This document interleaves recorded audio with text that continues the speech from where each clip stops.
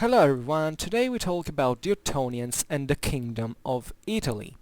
So we're gonna discuss essentially the 10th and first years of the 11th century, and we're gonna deal with this chiefly institutional problem of the creation of what is later called the Holy Roman Empire. There is this didactic approximation for which it was the Ottonians who created the empire, that actually renewed it as if it was something that existed from scratch with the conquest of Italy, and in 962 the imperial crowning of Otto I. But if you really asked people at the time, that was not something. It was exceptional as an event, but not really something new in terms of institutional continuity from Carolingian times. This is, I think, an important part to get right in the whole thing, because if you had asked the Ottonians what they were doing, they were essentially following the path of what the Carolingians had done, and there was, from their perspective, no actual I mean, sure, imperial power had sort of eclipsed. There had been problems. There had never been such a big power like the Ottonians that could arrive to this feat of reuniting, at least partially, the kingdom of Germany with the one of Italy, and therefore setting this German-Italian axis that would basically last until the same end of the Holy Roman Empire under Napoleon, and that was so important. But telling the truth, at the time, the year of the empire was still geographically something very fluid. I mean, even the Western Frankish kingdom, that at this point doesn't participate anymore into the imperial matters, let's say, that are in this sense taken from into the Eastern kingdom, and in connection with Italy, was still theoretically part of the empire. I mean, this thing of the empire, it wasn't just a German empire, like the detractors of the Holy Roman Empire actually thought, not even when the Germans withdrew from Italy during the 14th century. There is, that was a German empire. The Holy Roman Empire, as long as it existed, encompassed Italy, other non-Germanic lands, including certain Slavic and French-speaking areas. So we really have to look at what it is. Even at in the early modern era, you see during the election of Charles V of Habsburg to the imperial throne, the French king Francis I was participating to be elected. So it was not really something strange. The Roman Empire, in this sense, or at least what had been called with this name created with this name in the West, was objectively the universal empire. It was the rightfully, let's say, yeah, I know there are many Byzantine lovers among you, and I know that because myself, I love the Holy Roman Empire personally, but I realize from a juridical point of view the kind of weird, pretty pretty strange way it was being born in many ways. But when telling the story, we have to really focus on what the Western perspective was, and which was not a fake thing. People really believed that was the Roman Empire, and these were Roman emperors. And actually, these German rulers, in spite of being so superficially Romanized in many ways, think about the Saxons. I mean, even the Franks, in part, even if they were some of they had been Romanized, but they weren't really the most intensely Romanized Latin Germanic kingdoms. They really had a very superficial understanding of certain, I don't know, historical or even theological matters. They however felt very strongly this idea of the empire, because they were extremely proud of having essentially the imperium, so-called, as even a sacred, a mystical power, had been basically had shifted from the Romans to the Germans. There was also a lot of enmity at this point between the Byzantines and the Germans. Even the Italic kingdom that today we will discuss, after all, was still considered itself as a Germanic thing, because it was nothing but the Lombard kingdom.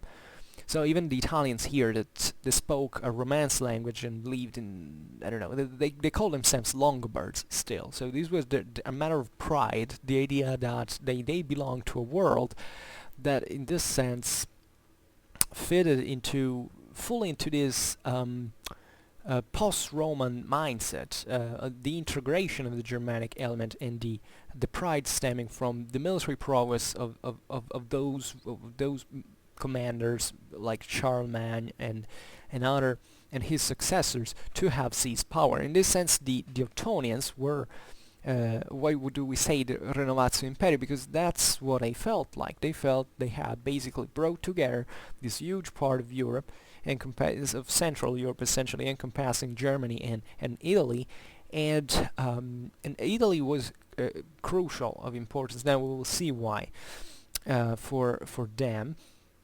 You may wonder why didn't the Germans expand, I don't know, westwards or northwards or eastwards? They went south. Well, there were more than one good reason for doing so. So now, big premise, bit of an introduction today. I'm a bit also thinking about else, so I don't know. I don't want to waste excessive time into this premise, but let's just say that the King of Germany at this point in the 10th century, Otto I, had basically achieved these great feats of defeating the main enemies of the Eastern Frankish kingdom, that were the Hungars at this time. He also campaigned and pretty effectively against the Slavs on the eastern frontier.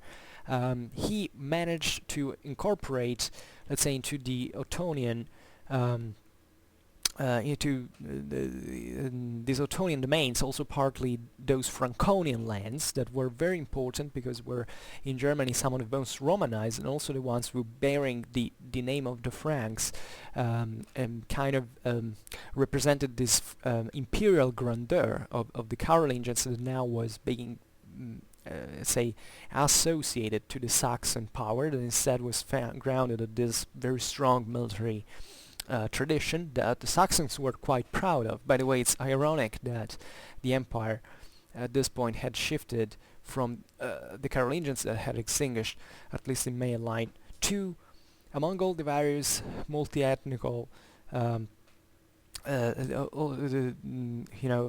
various ethnical groups that made up the empire, exactly to the Saxons that were the ones that had opposed probably in the most ferocious way the Carolingian advance at the time. By the way, the Ottonians also didn't have such a great dynastic, these great noble roots. By the way, they could boast just descend from this Carolingian count, that obscure Carolingian count that had been placed there in Germany, and that had even intermarried with the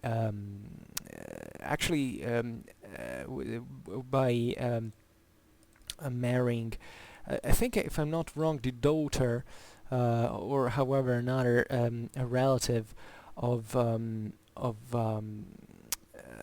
the greatest opposer of Charlemagne, of the Frankish invasion into Saxony.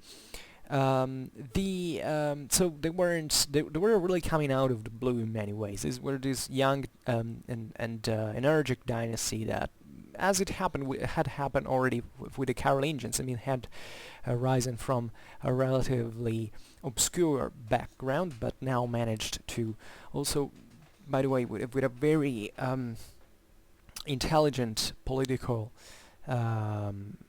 work to form also a base of power, building castles, organizing the territory in a certain way, and therefore giving also this creating the premises also not just for building a local military base, for instance, but also to engage all the other Germanic nobility, Eastern Frankish nobility, to actually work together with them, and to make, especially because of the Hungarian invasions, that this had been a problem, and the Saxons had managed to in this sense put an end to the chronic divisions among the Eastern Germanic aristocracies, to carry out a concerted effort against the Hungarians and the Hungars, sorry, and they had won. I mean, the Ottonian dynasty, also together actually with their cousins, with a branch of Bavaria that is a bit of the unsung heroes of the clash against the Hungars, because the Ottonians then took over even in terms of propaganda in many ways, had managed to defeat the Hungars in battle and also to basically settle them down and making them, together with the Pope, convert into Catholicism, which was very important because from the other side in the Balkans the Byzantines were trying to convert these peoples to their own church. Now the schism had really still not occurred in practice, but it was about to happen, and the two churches already were carrying out a very conflictual policy, the one against the other. So besides this is another premise, but let's say that when Otto I settled things down into Germany, the main target now was essentially looking at Italy. That's the first thing you want to do. I mean, of all the invaders, you may wonder why Italy has always been invaded so frequently, at least why so many peoples have looked at trying to seize power in there. Well, simply because of two keys. Italy was extremely wealthy and extremely politically fragmented. So what a best option to invade? You can't really find that. And unfortunately for these invaders, they mostly got bogged down, just like the Ottonians, as we will see, because Italy was really a mess in terms of governability. It was very difficult. The local aristocracies really were pretty resistant. They had a lot of resources for carrying this out. So this eventually shaped even the same institutional form of the Holy Roman Empire and the major relations between, say, the north and south of the Alps. But there were also many other reasons and very good reasons, and that forced the Ottonians to look south. First of all, the main communication routes of Europe passed between Italy and Germany at this time. The Italian territory was, albeit very fragmented and difficult to control, as we've seen. It was being occupied from the south by the Byzantines at this time. The Byzantines basically had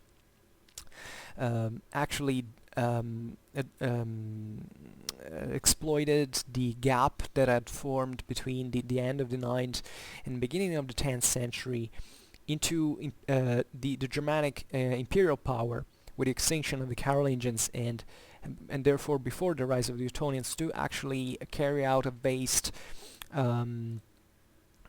campaign of reconquest of the southern Byzantine territories. In fact, I made a video just recently that is about the Macedonian dynasty of the Byzantines, that is called 9th to 11th century Roman Empire, that basically looks exactly at this in a broader strategic perspective, so that maybe can help you to understand a little more what I'm talking about. And this was a great threat because the Byzantines at this time were definitely very powerful. They were challenging the Germanic rule into Europe, and they were essentially looking at Italy as the favored battleground for countering the imperial power. Italy, and this is probably the most important thing of all, especially for propaganda reasons, and you have to really understand it in the religious mindset of that time, had Rome. So Rome is almost in the perfect center of Italy, and it's in this sense, geographically speaking, even exposed from both sides to the north, from Central Europe and the Mediterranean in many ways. So in fact Rome and the popes were acting pretty sneakily at this point, in this sense, chiefly also because of the local Roman aristocracy. Now this is really a mess. I realize I should tell a lot of things before talking about this but really let's put it in this way, that Rome was extremely tormented because it had a papal rule but also a very strong aristocracy in the city. So this equated to a lot of factionalism that was exploited continuously by these foreign actors, because the same aristocracy, it was by the way the same one from which popes were elected, looked continuously at being backed by this or that power. So Rome had this kind of hybrid condition for which, since Carolingian times, it fitted into the Carolingian Empire formally. Sometimes you look at certain maps of the Holy Roman Empire, and it looks as if Rome and the papal dominions were out of that. This is false. The popes claimed naturally full sovereignty in part on those lands. That also was a pretty changing and ambiguous thing that could be used as a political tool, but they were formally part of the empire, and they made up this southern frontier. At the same time, Rome was also very open to the Mediterranean, to Constantinople. Actually, the popes were looking at the east as much, if not more, than at the west at this point, because they still had interests to recover certain lands in southern Italy through the Byzantines and all. And it's a very complicated story. I hinted at it in the video on the Byzantines I was talking to you about before. So if you have the patience of the interest better of looking at that, it can be I explain it there decently enough. But towards the end, so you want to skip. So this was a big problem because, as I hope all of you know, the legitimization of the imperial, the Germanic, let's call it this way, the Germanic, Romano-Germanic imperial authority came from the papal crowning. The clash for investitures would start essentially already from the 11th century, but we are not arrived at that already. But still, there was this ambiguity since Carolingian times in trying to define objectively which were the imperial prerogatives and the papal ones. And a big deal of medieval history is already based on the whole international development of Western Europe is based on this during the centuries, and the relations between popes and emperors. So the big deal here is that if the Byzantines were obviously were not recognizing the kingdom, let's say let's call it the Holy Roman Empire, even if at this time actually it was not called like that. Another good reason to understand better the continuity actually that existed from Charlemagne's time to the later ones in institutional terms. I think the term Holy Roman Empire appears for the first time in the 12th century, and only in the 14th century you have the title Holy Roman Empire of the Germanic nation. And this time it was simply called in the sources Roman Empire, or in other ways that maybe wanted to emphasize the fact it was more of a Germanic derived power, but it was essentially the Roman Empire. And Constantinople obviously never accepted the Western emperors as their peers. Because the only way in Roman right to obtain imperial authority was either being named as a successor by the same emperors or being named co-emperor. However, it was just the emperor who had the power to transfer the imperium to someone else. So the Germans in the West basically said, okay, but we created the empire.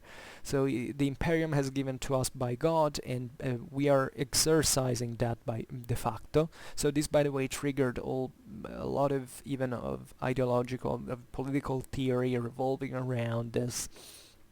And it was very, very important also for the relations with Constantinople. But these were evidently two conflicting power, like all the big empires that are actually pretty close and want to and Italy, as we were saying, was the battleground, because seizing Italy practically meant that practically determined who would have been the winner and who wasn't. And if you look at that in a chronological perspective, you realize that nor the Germans nor the Byzantines basically made it. And this happened, and that's why Italy was so messy, because that was the point, really, is that the local Italic aristocracies really were extremely difficult to control, and they never wanted one side or the other to actually take control of the situation.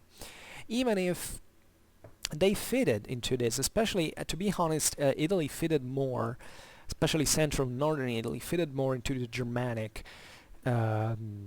frame. Then eventually the Byzantines, practically from the 12th century, do not appear anymore into Italy, so it was mostly it was a fully Western business at that point. Also because the popes had reached a huge power on their own. There were also other powers like the Norman Kingdom of Sicily that was also opposed to the Byzantines, but this would arrive later. For now, all this was not really settled, and therefore there were many options were still open. So the main objective for Otto I arrived in the mid-10th century was to have this direct relation with the Pope and getting formal sanction of its imperial power with the Roman crowning, and therefore giving full sanction to this big empire that actually I would add that the Ottonian Empire wasn't much of a great I mean it's very difficult. I mean, it was a great thing at the time, don't get me wrong, but de facto the Ottonians never controlled nor Italy nor Germany de facto. I mean, there was a cooptation of certain aristocracies, certain political bonds, but actually central authority remained pretty weak, and you can understand if it was difficult to do that in Germany, how it was to do it in Italy. And today we'll stick actually to the events taking place into the Italian kingdom.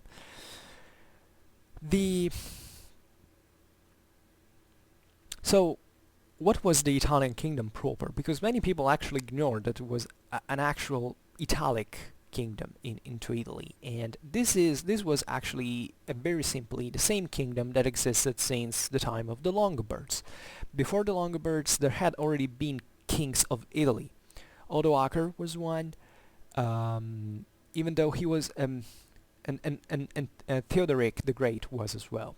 But these were conceived more as reges gentium, that means kings of peoples. That is a typical term that basically the Roman Empire allowed to be used by certain Germanic military leaders to basically have a certain rule in a province of the empire, like it had happened with Odoacer in Italy. Odoacer was basically he was not even a kingdom of a people. He was a military commander of all the military bands that existed in Italy at that point, were mostly Germanic troops. So by obtaining this title Rex Gentium, he basically, even as this title stresses this, it meant basically that yeah, you are king of those people, not really king of Italy. Also because from Constantinople the Romans were saying, okay, Italy is ours, so you can rule in there on our behalf, but there is not really a territorial bond. The same goes with Theodoric. The Ostrogoths are sent from the Balkans into Italy, and they built actually this amazingly powerful kingdom in Italy. It didn't encompass just Italy.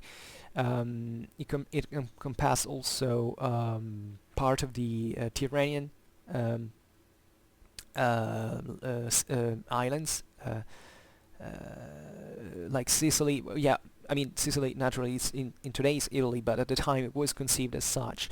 They also controlled all this vast area basically up to the Danube, so Noricum and Pannonia and Illyria were part of the Ostrogothic kingdom of Italy. So and Theodoric in there felt himself more like the king of the Ostrogoths. And this is important because in Italy, by the way, the Roman government, the Roman aristocracy, the Roman Senate, to whom, by the way, Theodoric was very respectful, still worked. So actually, Ostrogothic Italy is one of the best examples, if not the best example of integration between the Romans and Germans at that time. Then eventually Italy gets razed to the ground during the Gothic War when the Byzantines reconquer Italy, and the Longobards arrive. Now the Longobards are these pretty simple-minded, say in the good sense, way. They were Germans. They didn't care anything about the Roman Empire. They didn't want to receive any title from Constantinople. They were coming there as conquerors. They said, this is our land, and we don't care about you, whoever you are. Now, this is something that was pretty admired, actually, by the same Germans, because the Franks and the Goths had always searched for a legitimization from the Romans to rule where they were.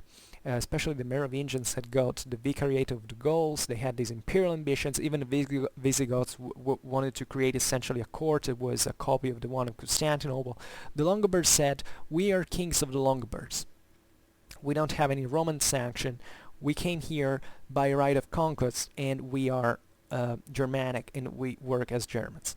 And they found their own kingdom. So for the first time, they give to Italy a kingship, in the sense that the Longobards said, Italy is ours, and our kingdom is named not just Kingdom of the Longobards, but it is Kingdom of Italy, because that was a pretty effective slogan to say that the Byzantines had to get the hell out of there. And by the end of the 8th century, before the Carolingian conquest, the Longobards had almost conquered the whole Italian peninsula at that point, on which ideologically they had set their own, let's say, the harbor of their own expansion. I mean, the core of their lands. Even though de facto the main core was the Po Valley and Tuscany as a real center of power, but they were quickly expanding. I mean, they had conquered the Exarchate.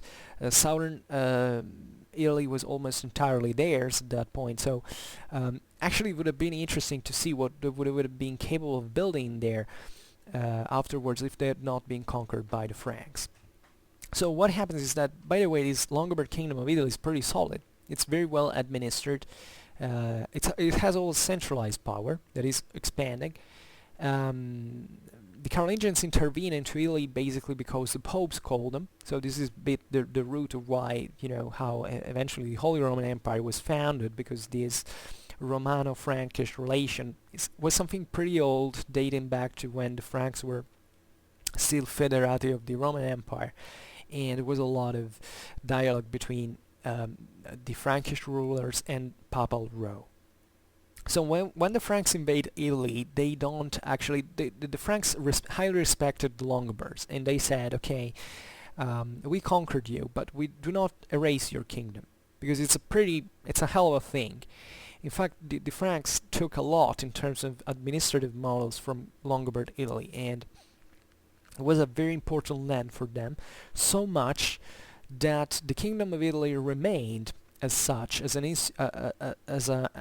active institution of the Holy Roman Empire, and Charlemagne took for himself and his successor the title of King of the Longobards. So he didn't destroy, like, the Franks had conquered many other peoples, the Alemanni, the Burgundians, etc., the Saxons, etc., and they didn't give them any space.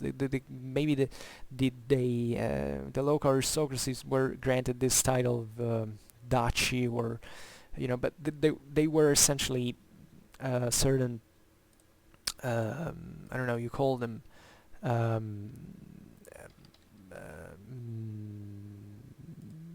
petty states, essentially, were subordinated to Carolingian rule.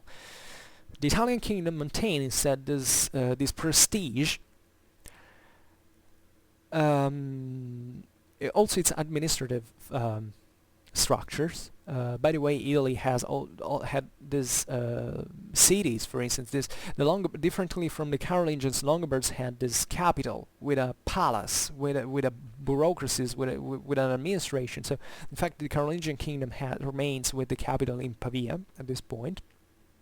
But most importantly, the Kingdom of Italy had Rome within its borders, and therefore, from that point onwards, from the crowning of Charlemagne into Rome in the Christmas of 800 A.D.,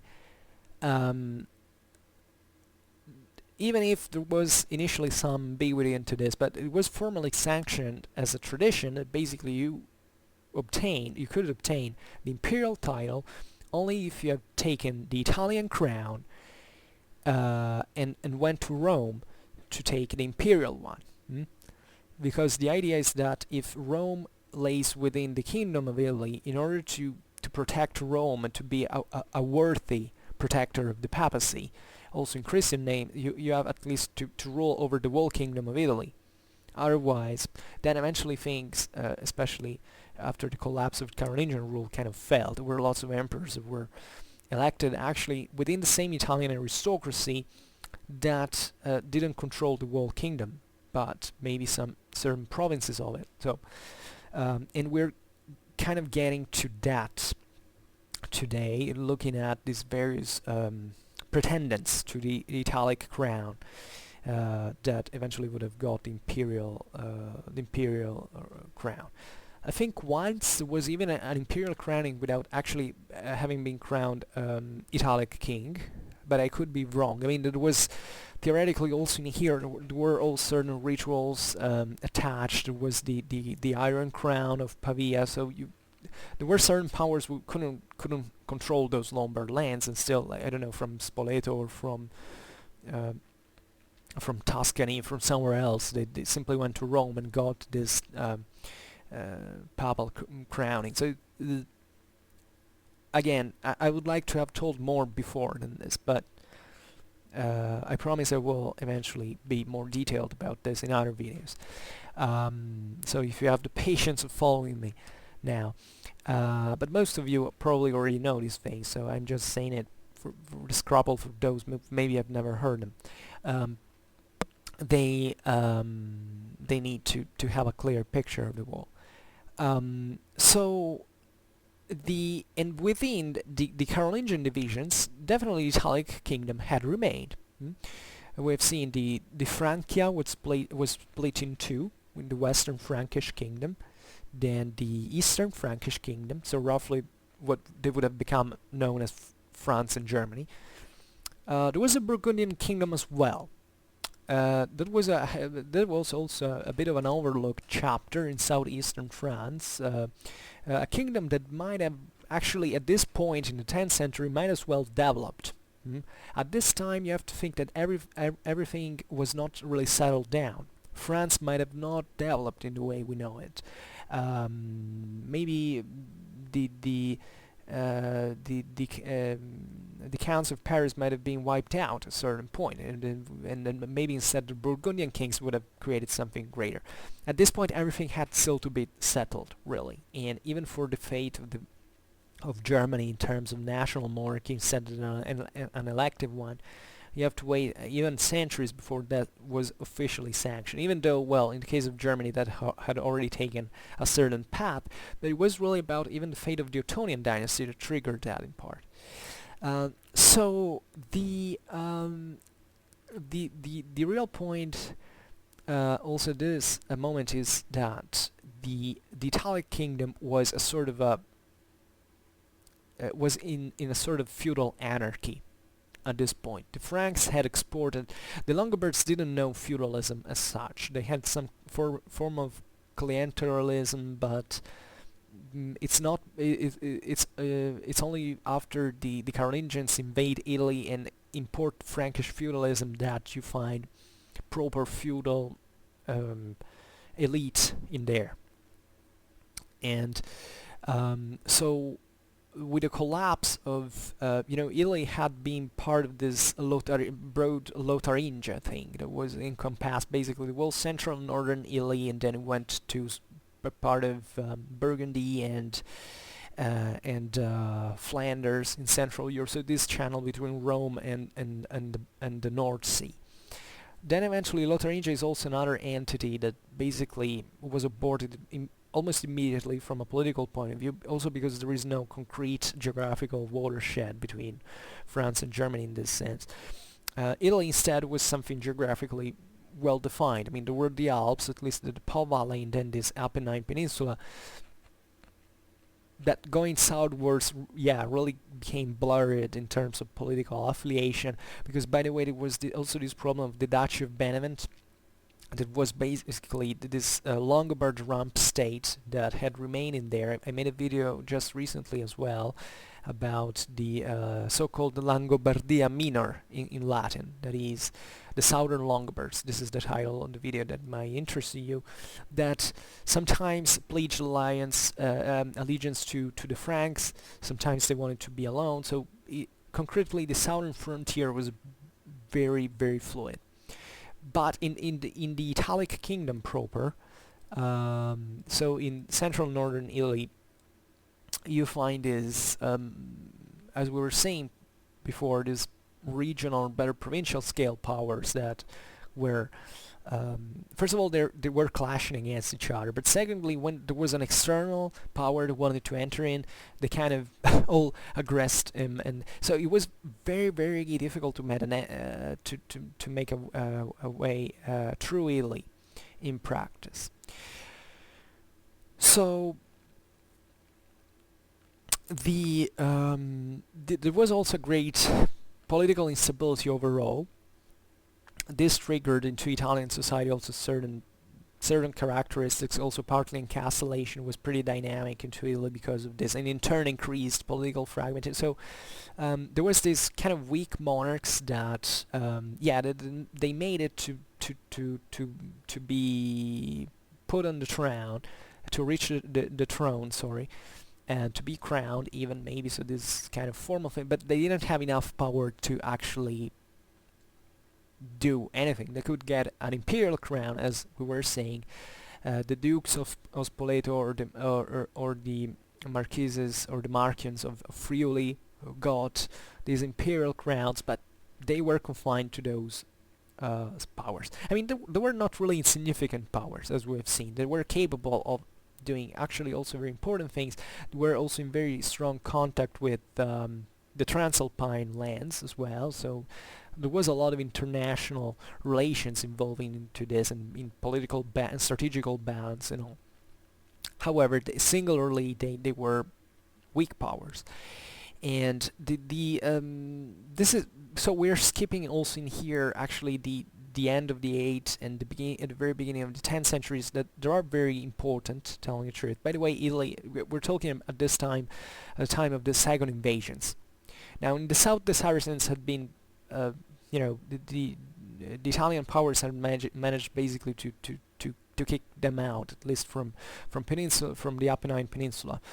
But there were still the Hungars. I mean, the Ottonians now had defeated finally. So, but say that this whole situation had been complicated by these waves of these incursions of peoples that, by hitting into these, like into Italy, into Germany, into these areas where there was no central authority, had actually also increased the political fragmentation, because basically also like it happened in France with the Vikings.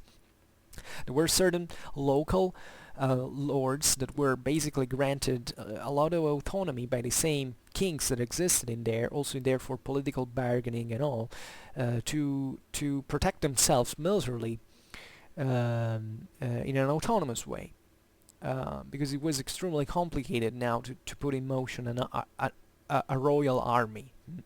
Until the Carolingians were there, the Italic kingdom still worked. They made it a little bit also to conquer the emirate of Taranto in southern Italy. There were served armies, but after the collapse of the Carolingians, basically these single powers acted a bit on their own, and sometimes even aligned themselves with the Saracens, even though this happened chiefly in the south with the Byzantine, say the autonomous maritime republics that were Byzantine duchies in origin. Well, whatever. Lots of details to trying to get to a point, but I hope it serves in part. So skipping this, let's go to Hugh of Provence. Hugh of Provence had so Provence was pretty close to Italy. Historically speaking, also was a very intensely Romanized place. It's just there in the Liguria, in front of the Ligurian Sea. It had especially many contacts with Tuscany, historically speaking, and it would keep doing that even at the time of the Angevins and the clashes between Papacy and Empire. Provence was pretty much attached to that. It had Provençal literature and had a lot of influence on the development of Italian literature. So a lot of ancient historical bonds in there. The Provence belonged to, here from the map you see here, it's called Cisjorane Burgundy, that it basically Burgundy before the Jura mountains. And it was also in here, France was pretty messy as well, just like Italy, if not more, as we were saying. But let's say that this Counts of Provence had managed basically to carve some power in there, to take also this Mediterranean journey and influencing into Italy and kind to intervene. And Hugh of Provence had managed basically to give a more solid political stability to the Kingdom of Italy. He had become, as a matter of fact, King of Italy. He was son of the Count of Arles, Lothar, and he succeeded to him in 898. Eventually he became King of Provence, and he was actually called into Italy by certain nobles and by Pope John X, because at the time there was another pretendant to the Italic throne that instead ruled in here from Transjorane Burgundy. There was Rudolf of Bourgogne, Rudolf of Burgundy, and Hugh in this sense was being crowned in Pavia in 926. So getting the full institutional path to rise to the even to the imperial title. And so he basically he didn't really venture much into the north of Italy, but he tried rather to expand into central Italy. He placed certain relatives into the Duchy of Spoleto in Umbria. Was one of those very powerful entities that existed into there. Also in Camerino, it was this very important city at the time in the Marches. In Tuscany, he placed his brother Boson, and then he made his son Hubert succeed in Tuscany. He's famous also because he married the Roman noblewoman Marozia. There's a lot of gossip in there, but that's mostly it's mostly propaganda at the time, and there is all this dark picture of what was happening in Rome. It's just gossiping. That's not real history. At least today we don't study it in that way. I say this because certain names are remembered in history just for this.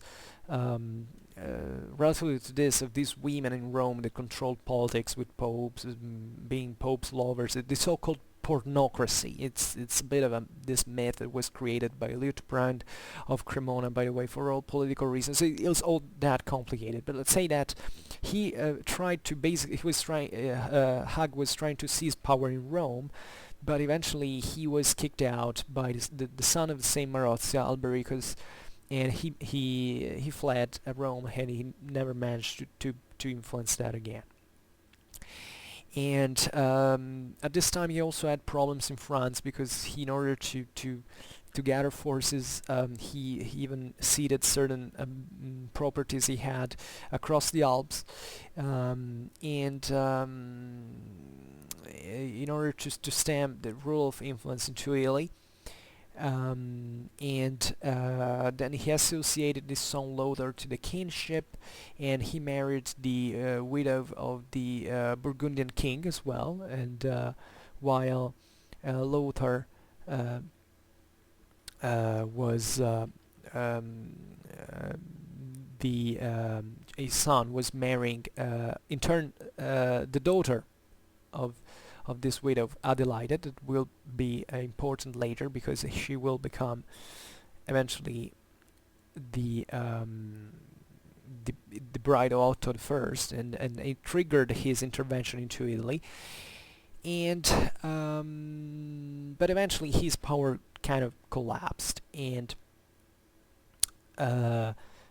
he was kicked out of Italy in practice, and he even if in exchange he made his son recognize as King of Italy, and for him to come back to Arles.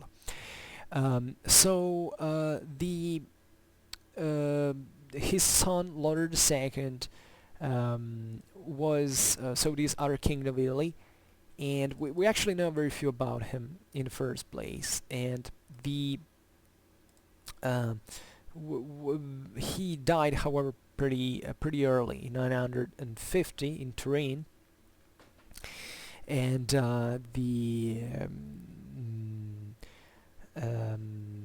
by the way, he had been exiled into Swabia, so it was a bit of a... But let's say that he had... The most important thing is that he had married... Now, for answering developments, that he had married Adelaide of Burgundy, which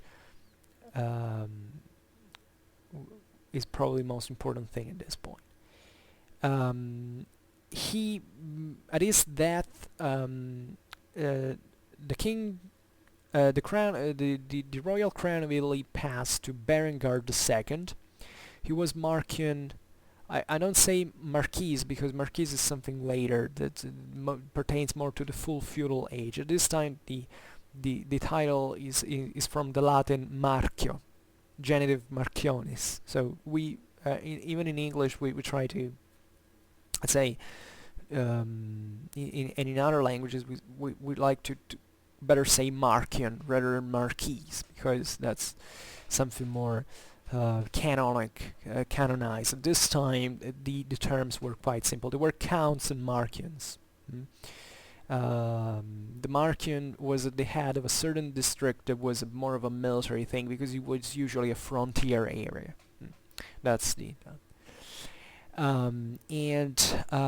Berengar Ivrea is in this northwest of Italy, in Piedmont, and it's basically it's a very important place. It was at the time because of this contact that it had between the Kingdom of Italy and especially the Kingdom of Burgundy, partially also the one of Germany at the time, because Switzerland is up in there, and then Switzerland belonged to it was officially Eastern Frankish Kingdom at the time, at least in part was also covered by Burgundy, but the Alemannia, let's say, was part of the German of the Eastern Frankish Kingdom.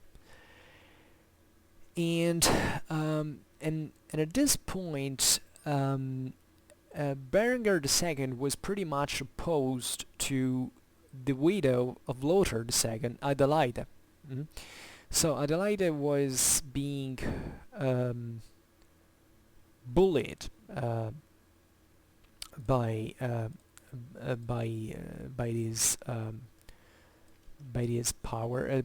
Berengar II, because that was all a matter of royal rights. I mean, the main problem here was that, as we have said, these noblemen were formally even getting the Italic crown.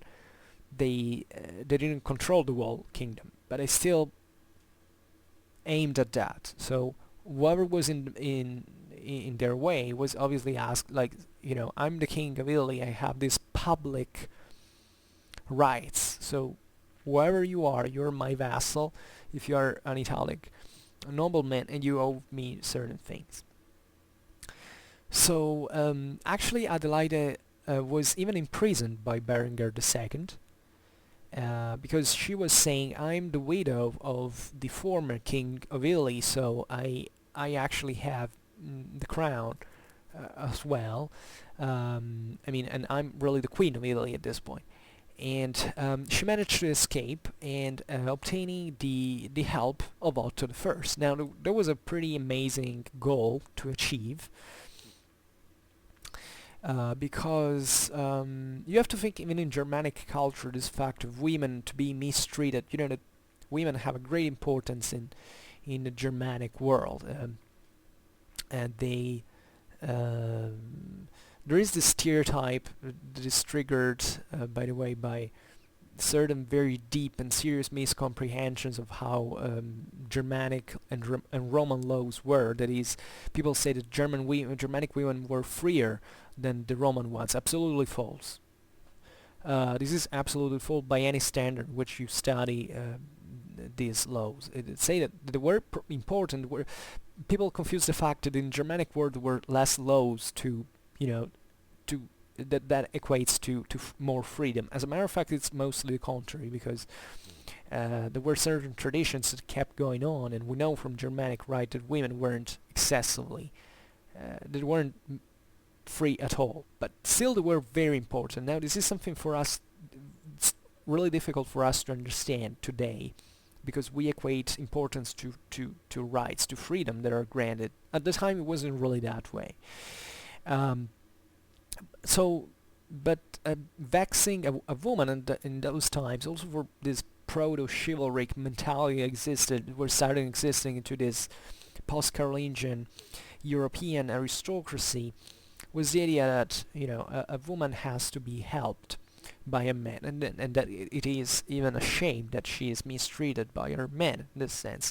This is what I wanted to say, that if by the Germanic juridical institutions women need a protector, someone who basically defends them, speaks for them, and has this juridical duty of helping them.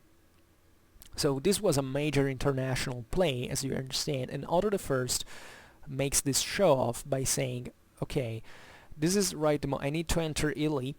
What a best option but to take Adelaide, not just as my protege, but also as my wife. And this is how it happened. So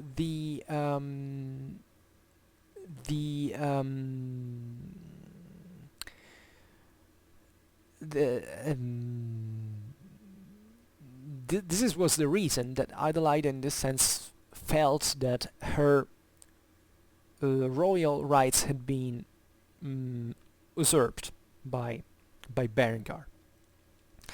So Otto, with his military might, crosses the Alps and arrives into Italy, and he basically curbs Berengar of Ivrea, and he enters Pavia, so the ancient capital of the Italic kingdom, and he marries Adelaide. And by marrying her, he also gets, in 951, he is crowned King of Italy. So this is extremely important. We will talk in another occasion of this, but this is extremely important because this is the moment in which the crown of Italy is institutionally linked now to the crown of Germany. So half of the Middle Ages revolves around this.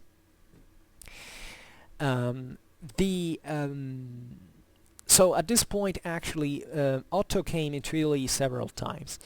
At this point, after the Italic crowning, as we were saying before, the imperial one should have followed in Rome. But at this point, even if Otto probably wished for it, he couldn't go to Rome because things in Germany were getting messed up, and because the Hungarian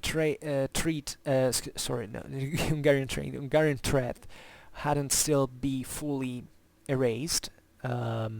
Before I said that it was, but it wasn't really still with the Battle of Lech. It was a few years after, but let's say that at that time the Hungars were still declining. And basically he had to go back to Germany because of that. And so at this point, that makes you understand. So what practically did Otto do? It's not that the Saxons arrived and conquered Italy and ruled there with iron fist. Nothing, not even in the brightest hopes of the Ottonians at the time. He had basically just seized formally the Italic crown. He had defeated this Berengar, who had accepted part, but it was a very soft thing in many ways. Surely it was a lot of warfare involved, but it was this pretty fluid idea thing into Italy itself, in which it was clear for these even Italic aristocrats that, yeah, okay, the Saxons had come, but they hadn't left a big deal of power at all. And what the Ottonians did, and basically, maybe it's better to say it now because later I won't go in depth into it, is so what was really Ottonian rule about? Well, Ottonian rule was about this. They came back to Italy. They came to Italy. First of all, these guys came from Germany. Now, think of what Germany was in the 10th century. They arrive into Italy. Italy is a completely different world. It's urbanized, it's fastly rising economically speaking, it's very densely populated, it has these very dynamic aristocracies. So it can't be curbed. The Germans didn't have the resources for that. They would just try to effectively, they had the resources for fitting into that, but being backed by a part of the local factions, because otherwise they couldn't make it differently. So what they say, what they think, even in this public, because the problem in here of the kingdom was not just taking a crown, was actually exercise justice. This was important very much, both for ideological and material reasons. Ideological ones because only the rulers chosen by God are able to enforce justice, public justice on the subjects. Materially, because exercising justice equated to drawing all the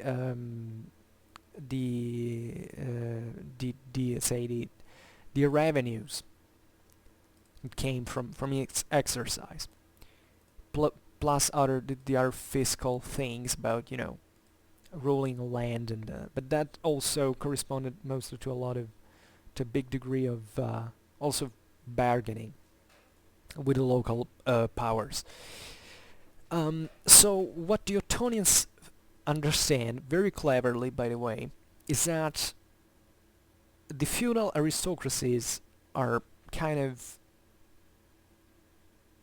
strong, and they're difficult actually to curb. You can't curb the guy who stands against you.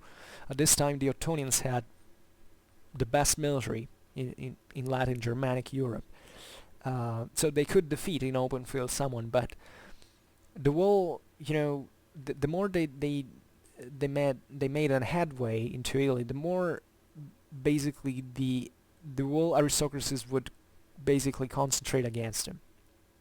So what it starts doing is pretty clever. Since these aristocracy, these feudal aristocracies, were mostly feudal aristocracies. So they had possessions chiefly in the countryside, etc. But in Italy there was another thing. It was the city.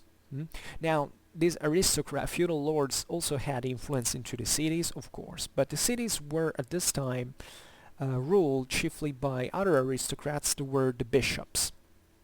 So the bishops at this time had a very strong bond with the urban inhabitants. They were enclosed by the city walls into Italy, the ancient Roman cities that Germany didn't have. So it was a wholly different political dialectics compared to what the Germans were used. But they understand that if the bishops are won by say that backing the bishops against the feudal lords is something very useful, because the bishops are framed into this net of cities that there are very powerful infrastructures. They are already pretty rooted in there. The Italic bishops had lots of military retinues and power, and so the city represented a bulwark at this point, even against the feudal expansionism. These bishops were clever people. I mean, normally ecclesiastics were the only ones who had an education. The ones of Italy were much more educated than the European average, and they were involved in very on a big scale in political matters. So they were quite capable people. They had political and military power. So what the Ottonians say is, okay, they do something incredible. that gives name to the name bishop-count. That is also a bit of an approximation. Basically, they recognize to the bishops in Italy the comital rights. So it's not that the bishops became counts, it's simply that they got comital rights, which meant that basically this was taking those rights away from the feudal aristocracy to the counts that already existed, or at least to sanction the fact that comital power now existed on the base of the cities, not of this feudal elite, and this kind of formed a tendency that would remain even later, paradoxically, even against the same Germanic emperors from a certain point onwards. That is, you have the city bishops that are opposed to the feudal, to the rural feudal elite. And this forms into Italy two parties that fight respectively pro and against imperial power. So this was also important from a strategical point of view, because when Otto, the Ottonians, descended into Italy with their own armies, they needed the cities also as logistical points of passage. These cities were chiefly built since ancient times on river crossings, especially in northern Italy. That was very important. Certain areas, by the way, were still pretty marshy into the Po Valley, and also having these bishops from your side as an Ottonian was really the key for controlling the peninsula. But this also shows actually how the effective Ottonian power was superficial in there, because it couldn't exist but by being supported by someone in there. And this is a bit nature of me. I mean, the Ottonians did pretty amazing things. I really like the Ottonians because I think it's impressive how much these very superficially Romanized aristocrats felt really so strongly their imperial prerogatives. It is true, there was a big deal of economical interest in there, so, but you understand that even, you know, the Ottonians, and even the same Gregorian reform, was partly triggered by the effort that the Ottonians made to actually epurate the Roman Church from the aristocratic involvement into there. I mean, they were making something that really went into a public direction, what really the empire ought to have been. In fact, I discuss about this if you look in the medieval Christianity playlist. I think it's the rise of 11th century Rome, the rise of the reformers. I tell a bit like that, because actually the Gregorian reform, the one who fought so harshly eventually against the Salian dynasty that succeeded just the Saxon one. This happened a few decades later, in the 11th century, was partly triggered by the same need of a purification of the church that the Ottonians had so much worked for, in order to get rid of those feudal interference, let's say, into churchly affairs. So this goes along with all the reforms of the church. Think about very big topics, but just to make you understand how you can't tell a story like this, talking about the Ottonians and the Kingdom of Italy, without getting to these broader implications, because these are all consequential things in part.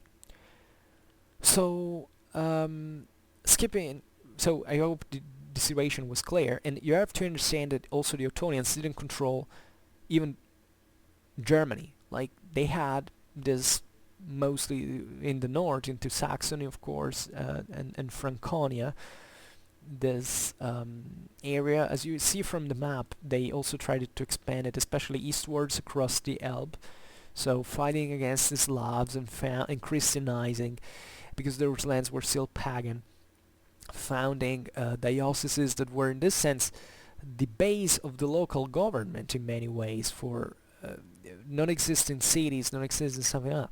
And the church was always what the Saxons, what the Ottonians played on in order to build up the empire. Because when you cannot do anything against secular aristocracy, because it's too strong, like in the case of Germany and Italy, what you can appeal to is the church, and this alliance, let's say, between imperial power and the church, especially in Germany, actually always worked well. Even during the clash for investitures, what you see is that there was still a, let's say, an interest for Rome and imperial power to actually act together, to have this broader power into European affairs. So it's a very, it's a very shade. I mean, there are various shades. It's not just black and white. There are many areas of gray into which really most of these political events developed in practice, historically speaking. So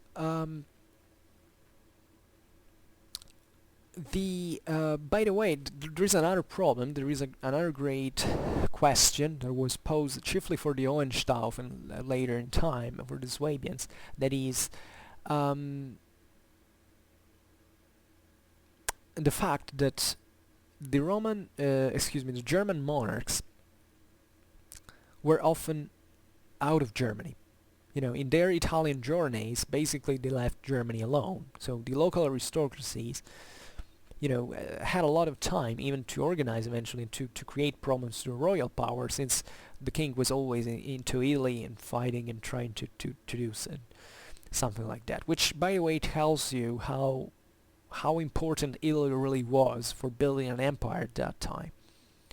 I mean, these German emperors cared genuinely more about Italy than Germany, because Italy was an incredibly important strategical ground. It was extremely tough to conquer and to keep under it because of all the interferences of the Byzantines, of the local aristocracies, of the Papacy and all.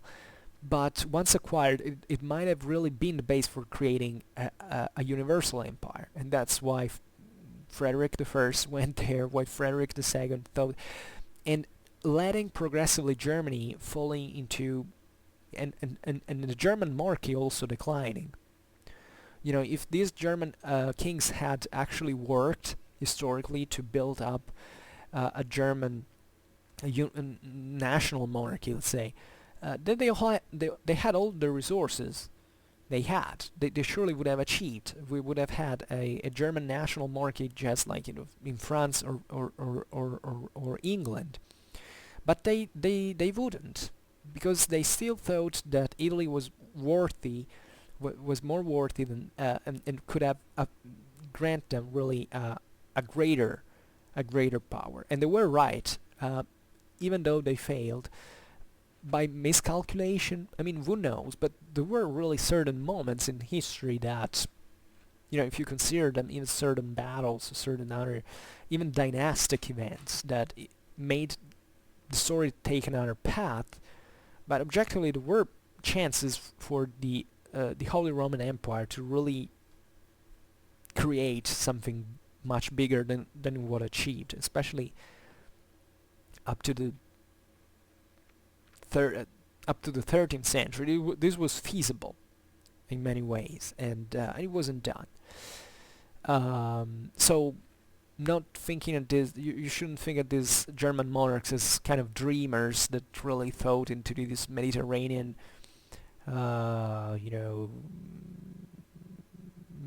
promise of the Roman Empire and all, because they were actually, I mean, if you look at even at the Ottonians, forget Otto I, these were people who knew their own business. They knew about politics, they knew about war, and if they took that path, surely they had their own good reasons for doing so. So there is this attitude sometimes in history that we have to criticize people because things failed. Yes, you can do that objectively, but I wish to have seen what you would have done in the same situation. And I think before judging, we should start to understand history first. At least that's a good macroscopical advice you can.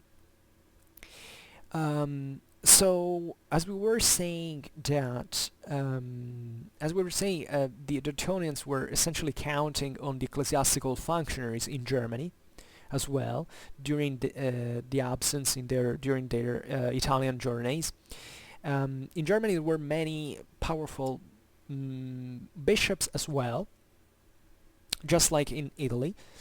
As we have seen, there was essentially a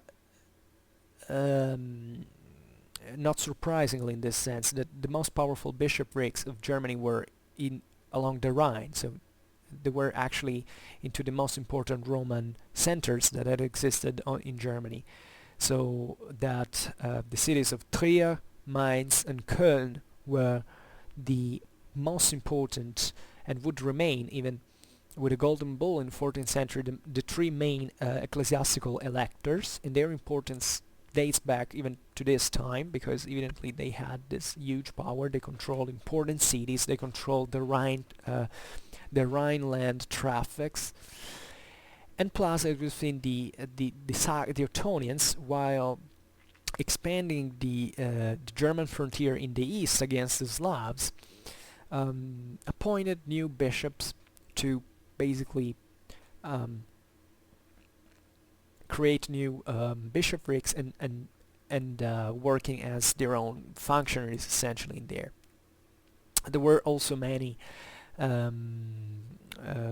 members of the Ottonian dynasty in itself that became great clergymen, and also women who became great even literary figures, and that had a great importance in medieval Christianity. And you have to think at this time of these abbots and bishops be all coming from the feudal aristocracy, so they were some of the best educated. I mean, especially north of the Alps, the aristocracy was not so educated, but let's say that taking the path of the church was equated also with such high standards of living, coming from the elite and remaining elite even in the monastery or in the abbey, to become extremely educated. At the time, the Ottonian times gave so much to Western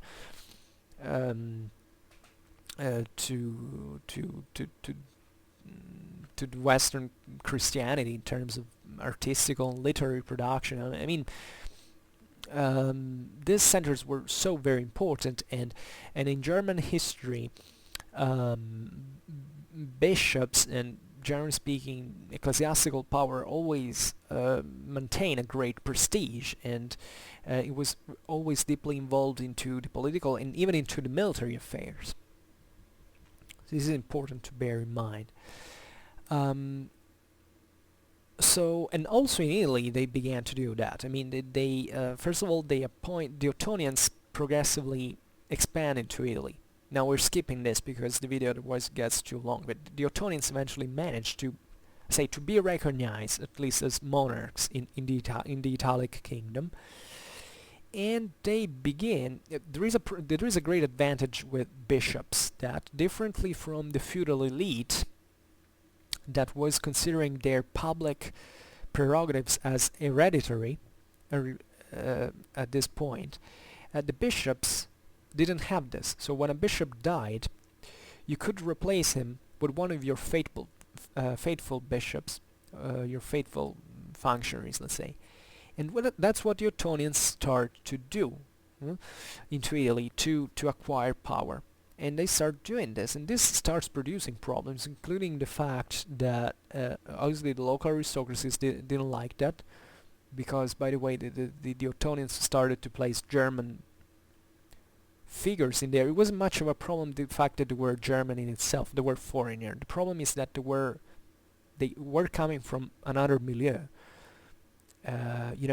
If you had been an Italic aristocrat who was used to have his cadet sons to go into the local dioceses to back the power of your own family, you would have been pretty upset to have a king coming from Germany telling that you can't do that anymore, and now there are German bishops being set in there. So these German bishops were actually pretty involved into the same Italic things, because by the way, the Ottonian dynasty was pretty troubled by many affairs, so these bishops found themselves also in certain situations into which they obviously had to cooperate with the local aristocracy. So even this, reading this as a German versus Italian, it's pretty senseless. It doesn't have any sense, historically speaking. It's just that there were conflicting interests, and it's obvious that this produced a reaction. And as I was saying before, also for the Gregorian reforms, actually, if you see with the rise of I actually tell them pretty. One of the videos I did, I say it pretty effectively, and I show how actually this part of the reforming program of the Church of Rome started from certain Italic clergymen, chiefly from Tuscany, and in there explain why, because in Tuscany especially there had been a lot of influence of certain whatever, against even the fact that the bishop election, the abbot's election, had been all at that point monopolized, let's say, by the Germanic emperors. So they were saying, let's stop with politics, with secular politics having to do with ecclesiastical affairs, and let's reform the church in this sense. And they gave rise to the Gregorian reforms that have changed the face of the world forever. And it started from this thing, from this politics, and from Ottonian times.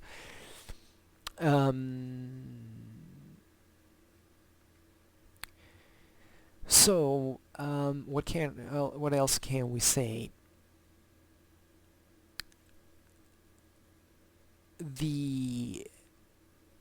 So we have talked now, just right now, about how lay princes in Italy were pretty upset about the new alliance between the emperor and the ecclesiastical hierarchy. And they were upset essentially because this Ottonian program had turned into reality and had been consolidated. So between Otto and Otto III, Ottonian influence into Italy actually increases through these means. And in the February of the year 1002, the lay feudatories of Italy make a grand reunion, a great council in Pavia. So here, do not underestimate even here the kind of we can't start talking proto-national things, because the Eastern Frankish kingdom was increasingly conceiving itself as a sort of German thing. With difficulty, the Western Frankish kingdom was doing as well. Now we know that with Italy this didn't happen because eventually Italy kind of fragmented again. But up to this time, and this is probably an important chapter we'll have to discuss in the future, is that there was and this is why I made this video, because I want to present you with the idea that actually an Italic kingdom could actually still form at this point. Even with all its divisions, I mean, look at the Kingdom of Germany, it was pretty divided. I mean, even after the fall of the Ottonians, basically it was still this elective thing. So that might have taken place in Italy as well, even if we're talking still about very different dynamics. But it's interesting that these Italic nobles get together in Pavia and decide to elect an Italic king on their own. So this happened obviously in a moment into which the Ottonian dynasty was weakening substantially, but it was still a very important stand, because from the time of Otto I, the basically the Ottonians had a monopolium on the election of the Italic king. They were being elected themselves as Italic kings. So these Italic feudatories do not like that and decide to rise. And in 102 there is this election of this nobleman, Arduin of Ivrea as well. So you see Ivrea that recurs into this. Arduin is conceived in this sense the last true Italic king, because he was the last figure that stood basically against this new German interference into Italian affairs, and he will fall. So we see that from that time onwards up to the very end of the Holy Roman Empire, now all the emperors are German, and in Italy doesn't produce anything like another king on its own. So who was Arduin? He was born around 955. We don't really know. We're talking, by the way, about times in which we still have pretty scanty evidence. I mean, the beginning of the 11th century, think of how Europe could be. It's still a pretty archaic area. Consider that Italy, by the way, produced still decent amount of sources of documents. So, historically speaking, we had kind of a better idea. He was a son of a guy called Dado in Latin. It was Count of Pombia. And another noblewoman. I mean, now it's not important, but he actually had these people had a pretty. Now I didn't stress this much, but you have to think they're rising to power at the time. This wasn't just a race for the Italic crown. In order to rise to that point, you had to have continuous fights and struggles. Warfare was pretty much endemic at this point. He killed even the bishop of Vercelli. Now this is interesting because, as we have said, the ecclesiastical hierarchy now had been turned against the secular aristocracy by the Ottonians. So in the rise of Arduin of Ivrea, there is this resistance that the clergy makes to him, and in fact Arduin was excommunicated for this, and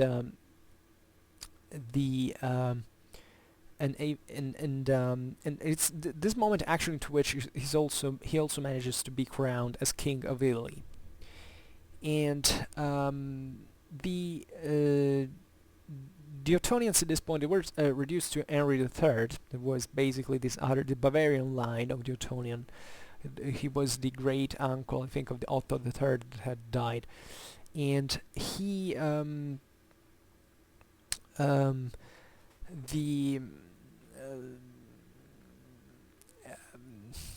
let's say, what else can I say about him? Well, obviously, I was saying this was natural, that Otto III had died, so that's why also they had elected another king, because that was the just moment to say, okay, because legitimacy here was important from a juridical point of view. You couldn't elect a king while there was already a king in. I mean, unless you didn't find a good reason from a juridical point of view, but if the election had gone proper from an institutional point of view, that was difficult to do. And what a best time but the death of Otto III, that basically also put Germany into trouble, and now there was this vacuum of power that could be exploited. What is interesting is that Arduin of Ivrea actually defeated Otto, that was Duke of Carinthia, that had gone against him. But when Henry II came into Italy, he to be crowned king in his turn, because really refusing Arduin's election as an Ottonian, by the way. Arduin retreated basically to his own mark of Ivrea, and there was actually a siege at the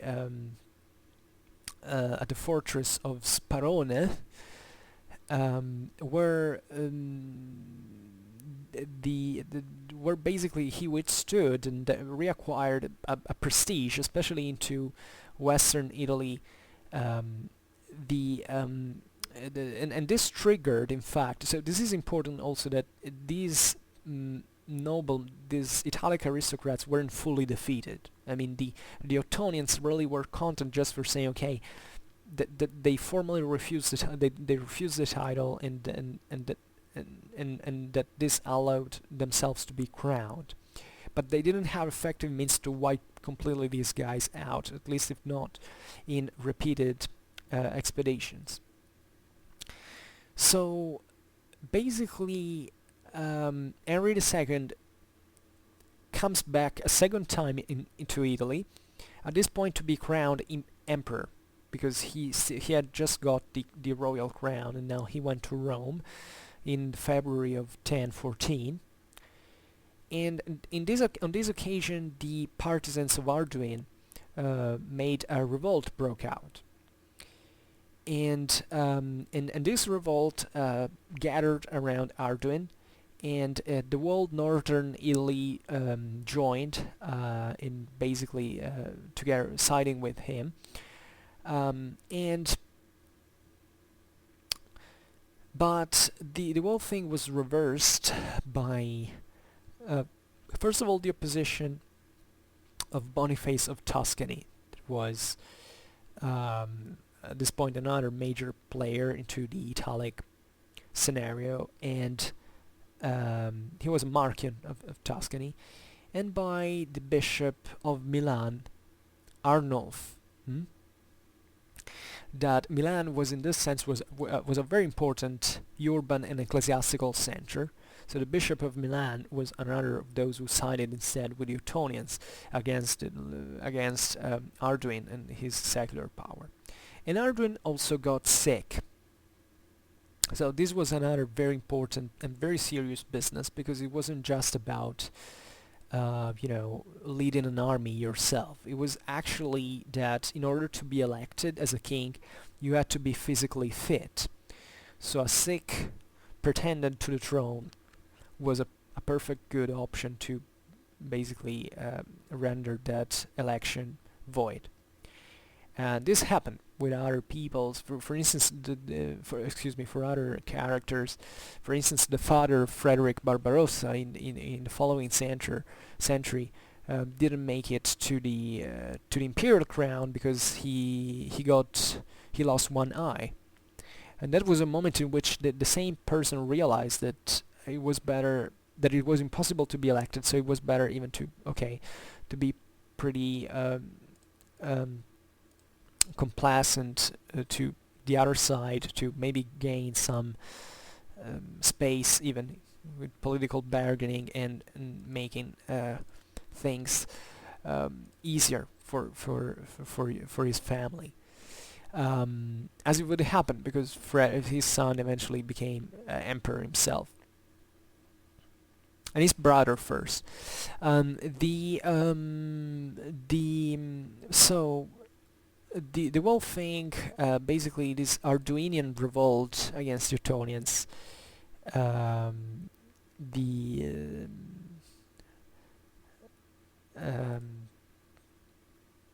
I can't find it here. Oh yeah, he was short-lived, and he actually deposed the royal insignia and decided to become a monk.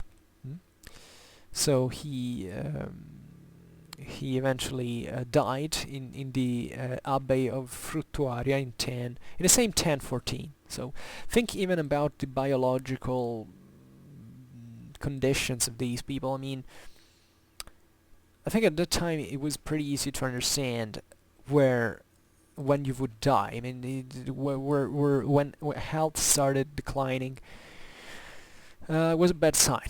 Like unlike today, you can maybe live a bit longer with our medicine, our science, but at those times, these people were also pretty concerned about their about afterlife. They wanted to go in a proper way, essentially, and especially these problems were these political problems were pretty serious because they were essentially um, um, creating conflict. So aside from all the people who died because of this, and but the time everyone was considered responsible for his own choices, at least at this lower level. But at an upper level, I mean, like this guy, he wanted to be king of Italy and hopefully also emperor. So that's not a title you're gonna take simply because you want that. You also have to be fit. You have to be ethically right in that. And when these people saw that, in fact, like this, there was opposition, that they couldn't make it through, that even their health was ruining. That's what was also considered as a divine sign to say, okay, you were not meant for that, for that. So this is also something we have to understand from the psychological perspective of these people, that I find very interesting, by the way. So the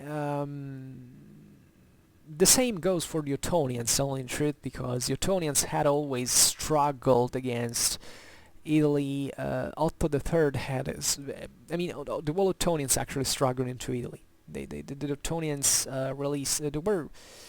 It's strange of how these great German monarchies are a bit damned in a way, but condemned to these defeats, to these problems. Otto III, there is a beautiful letter that he wrote to the Romans by saying that you are Romans, you should be happy that there is this empire, that I'm here to rule you. And why are you so unruly? Why do you want... Well, obviously, as always, politics has always been about this, that nobody has always been happy, fully happy with what's going on, and there's always been strife and upheavals and all. Especially in those times where central authority was so weak on average. But there was really... I mean, what I think is that the Ottonians really believed in their divine mission. This is what a Roman emperor would think, really. These people generally believed that God had placed them on the throne, and that it was their duty, their responsibility to carry that on, carry the task out.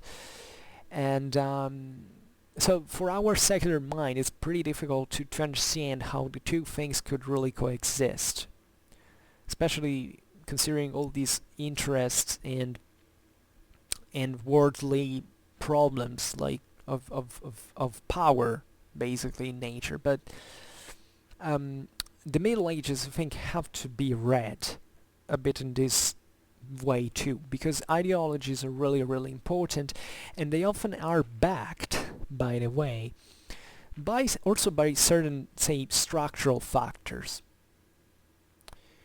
I mean, even in a world like that, it was in fact so chaotic, so messy, so troubled, so dark in many ways. I mean, I don't like the dark adjective attached to the Middle Ages, because if you want to say that for the Middle Ages, okay, fine, but you have to say it for every single other period in history from this sense, because our history has always been dark by certain standards.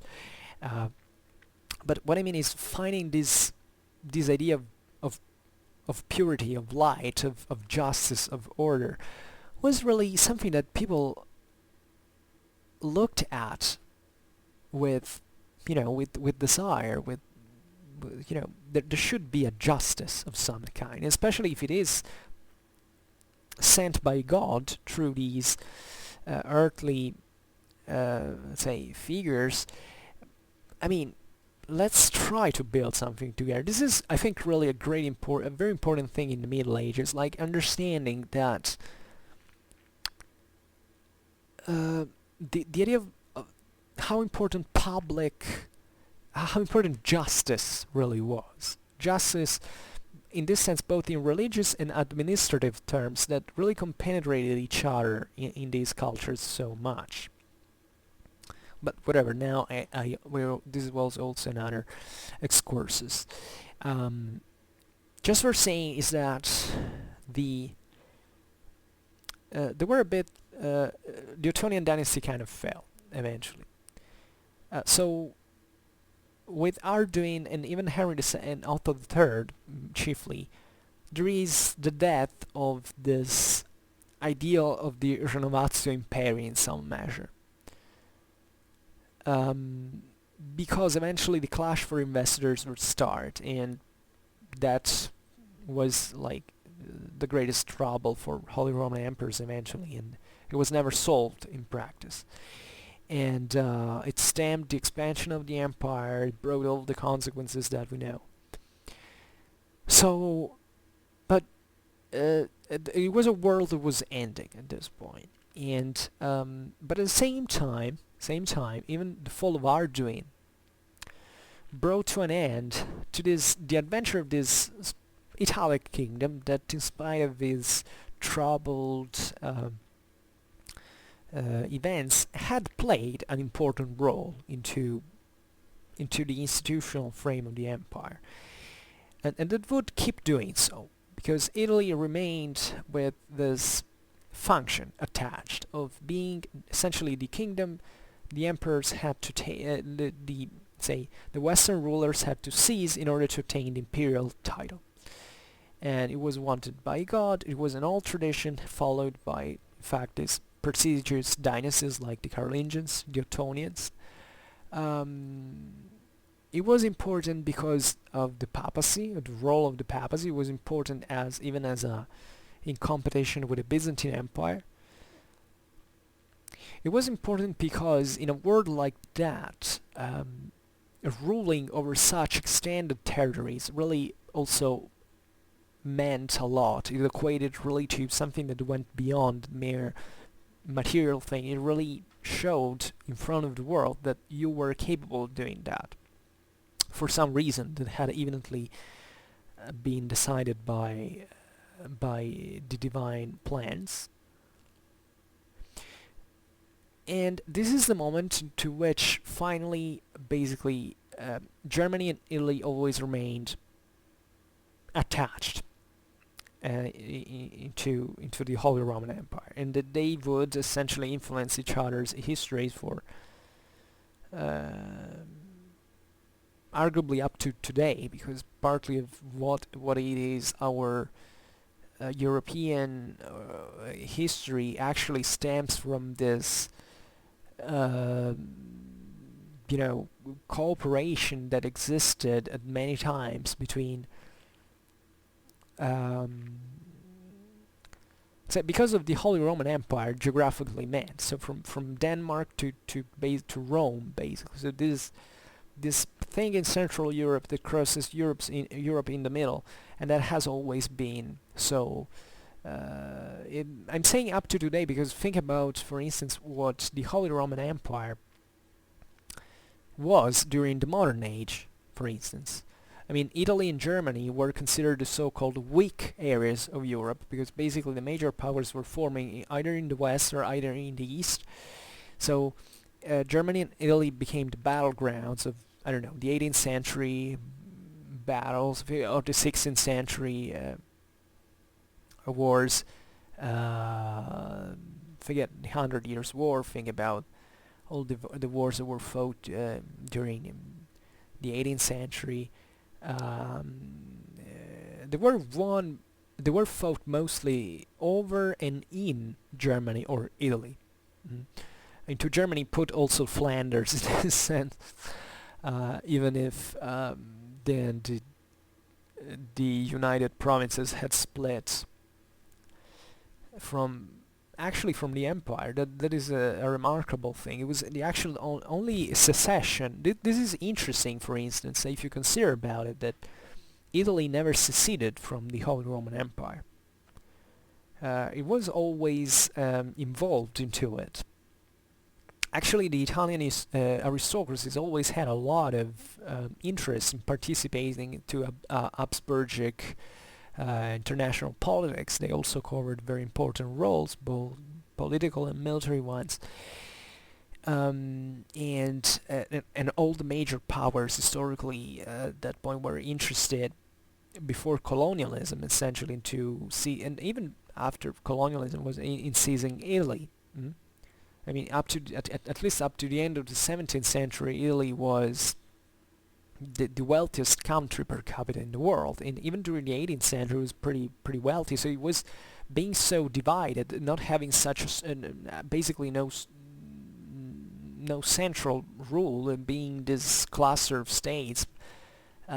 It was pretty a soft spot. Where the major powers could fight for. And France, for instance, has always tried to enter there. They tried it in the Middle Age. They actually made it. The Carolingians cannot be considered as French proper, nor as German. I mean, at the time, those national identities didn't still exist as such. But I mean, it was still a power coming from largely today's France, got conquered Lombard Italy. Then the Angevins expand into southern Italy, conquer it. Then into the Renaissance, France wants basically to annex Italy, and France even considered it as a sort of, the Italian wars were fought over that, essentially. And France, in its imperialistic mindset, has always considered Italy as a sort of extension of its own, especially northern Italy, and they kept fighting. Think about the Sun King at battles with siege of Turin. It was always the Austrians, and so the Germans and the French fighting over Italy in some way. Even the wars of Italian independence were basically triggered by the relations by France and Austria. Italy achieved unification because of the French armies that were sent there to assist Piedmont. So these are things. It's interesting. There are also probably there are many reasons for this, and what I find fascinating is how geography partly influences this, but how certain bonds, certain connections always remain there, historically speaking, and they are influenced from these previous events. So I promise to you, as I said before, that I will definitely talk more in depth about this, especially the story of the bishop counts is very important to understand the Ottonian Empire. Really crucial, and we will discuss that again and again. And we'll talk again also about the Italic kingdom, about these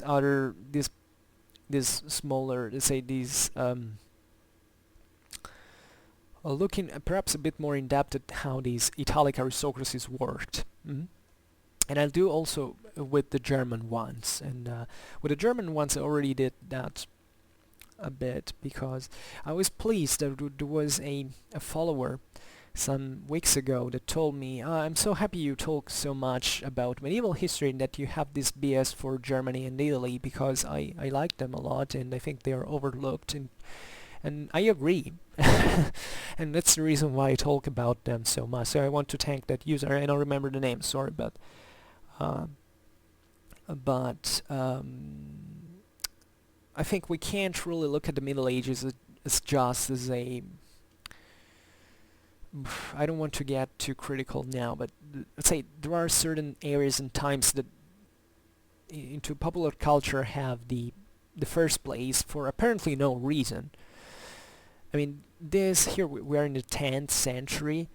This video was about the 10th century. You know, if you think in the 10th century, what most people think about the Middle Ages is the Viking Age.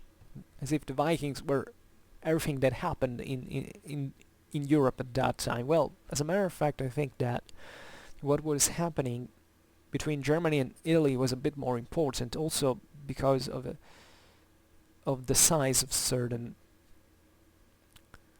I mean, sure, I don't want, when I say this, I always put the Vikings I actually love Viking history. I'm not really expert about it, but I really have nothing against the Vikings. I mean, it kind of gets...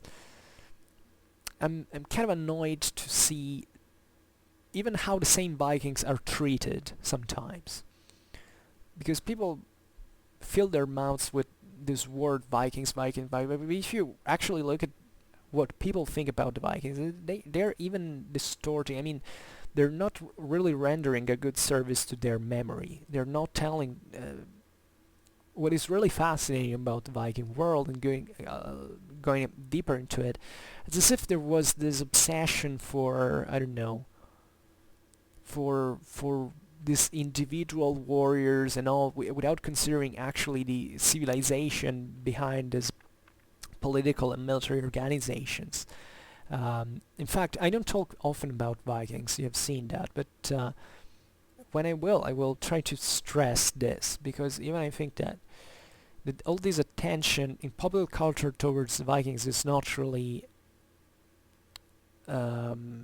even stemming from an actual historical interest, sadly, and the Vikings are really a deserving chapter of medieval history. So, whatever.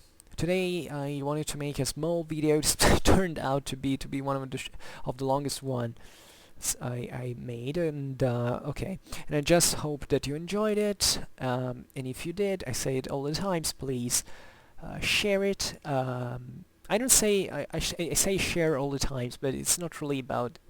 I think that the more people gather around my channel, the more the better it is, because really it also pushes me to talk more. Let's say to increase the quality of what I'm saying. And otherwise, leave a like or subscribe to my channel if you're interested. Also in my upcoming content. That's what basically it. You're subscribed, you get a notification when I make another video. It's simply as that, and you can switch it off or switch it on as you like. And for now, I thank you heartily, as always, for listening to me, and I wish you a nice time, and see you next time. Bye.